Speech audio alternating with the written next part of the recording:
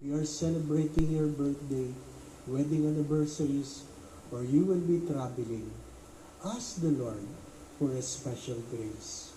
Ama naming mapagmahal, idinudulog ko po itong iyong mga anak sa simula ng taong ito.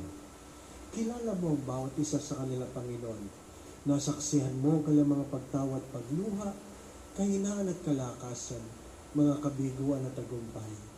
Alam mo rin ang kanilang mga pangarap, hindi lang para sa kanilang mga sarili, kundi para sa kanilang mga mahal sa buhay. Idinudulog ko po silang lahat. Nawa po'y patuloy mo silang ingatan. Ilayo mo sila sa lahat ng uri ng kapahamakan. Patuloy mo silang pagkalaban ng kalakasan, kalusugan, at kung meron man silang karamdaman, nawa po'y pagkalaban mo na kagalingan. Sa makapangyarihang pangalan ng iyong anak na si Jesus na taga Nazaret, pagalingin mo sila, Panginoon. Hawin mo sila sa kanilang mga karamdaman. Nawa po, patuloy mo silang gabayan sa kanilang mga iniisip at ginagawa. Kung meron man sila pinagdadaan ng suliranin ng problema sa buhay, tuwangan mo sila. Alisin mo po ang kanilang mga pagkatakot at pangamba. Dagdagan mo po ang kanilang mga pananalig at pananampalataya sa iyo. Ang mga may birthday, nagdiriwang ng anibersaryo ng kanilang pag-iisang dibdib.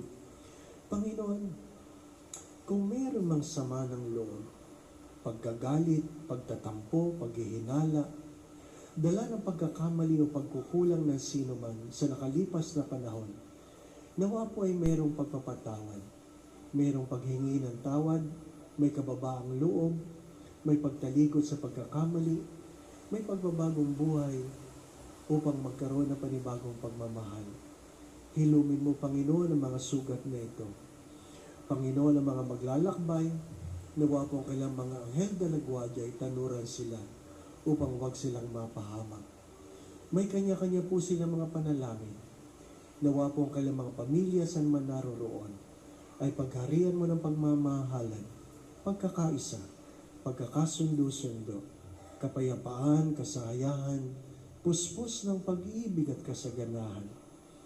Kayo na po ang magregalo, Panginoon, sa lahat ng humihingi, kung ano man ang makabubuti, makababanal, makasasaya, makauunlad, makasasagana ng kanilang mga buhay, kayo na po ang magbigay. Nawa po sa tulong at panalangin mga banal, lalong-lalo na po ng mahal na Biren, gayon din ni San Jose, ang tapat niyang esposo, at ang aming patron, Padre Pio na Petrocina.